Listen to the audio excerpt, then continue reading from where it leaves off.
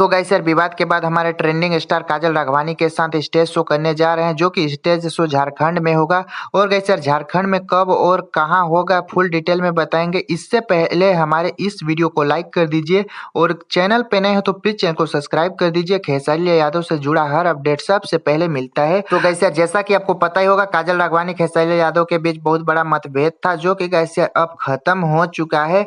और गाइस यार अब एक साथ स्टेज शो करने वाले हैं। तो गाइस यार खेसारी लाल यादव काजल राघवानी स्टेज शो करने वाले हैं।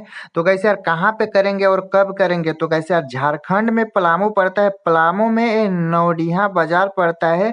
वहीं पे 6 अप्रैल को गाइस यार खेसारी लाल यादव स्टेज शो करने वाले हैं। और काजल राघवानी खेसारी लाल यादव एक साथ ठुमका लगाएंगे विवाद के बाद। इसके बारे में आपका क्या राय है, कमेंट करके जरूर बताइएगा। और चैनलवा को सब्सक्राइब प्लीज कर दीजिएगा भाई लोग, वीडियो बनाने में बहुत मेहनत लगता है। मिलते हैं नेक्स्ट वीडियो में, तब तक के लिए भैया बाय।